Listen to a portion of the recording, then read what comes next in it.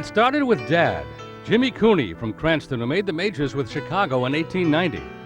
Sons Jimmy and Johnny started young and followed. Jimmy to the Boston Red Sox in 1917, Johnny to the Boston Braves in 1921. They had siblings too, minor leaguers. In fact, they could field a whole team, and once did. In 1922, there was in the Cranston News, a newspaper at the time, told of a story between a team of Coonies, all 9 players, and Tate manufacturing team, which was a semi-pro team at the time. The Coonies beat them. I think it was 2-0. This is the four-fingered glove Jimmy Cooney, then playing with the Cubs, invented. He used it to pull off an unassisted triple play against the Pirates in 1927. The year before, he was caught in a triple play. That has never happened again. In 1988, Jimmy Cooney talked about his days with the Red Sox, and 1918, when he was still with them, the last year they won the World Series, Babe Ruth and all. Boston had a great team back there. The best outfield of all, and some good pitchers. Smokey Joe Wood and Babe Ruth. Babe Ruth was the best left-hand pitcher in the league.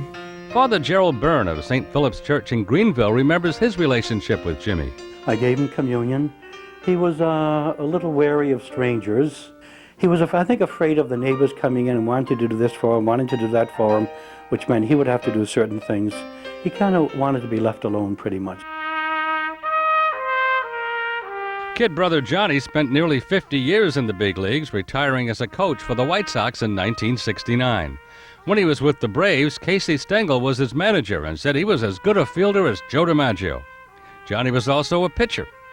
After their playing days, Jimmy worked at the Cranston Print Works, and Johnny, along with Casey Stengel and another player, Al Lopez, struck it rich in oil. He died in 1986. Jimmy eventually developed a long friendship with URI's Joe Lawler.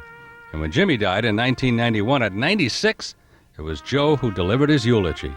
I talked about Jimmy as a man because if he had never played Major League Baseball, I would have still have been the better person for having known him. He was just such an interesting, warm, kind, jovial fellow.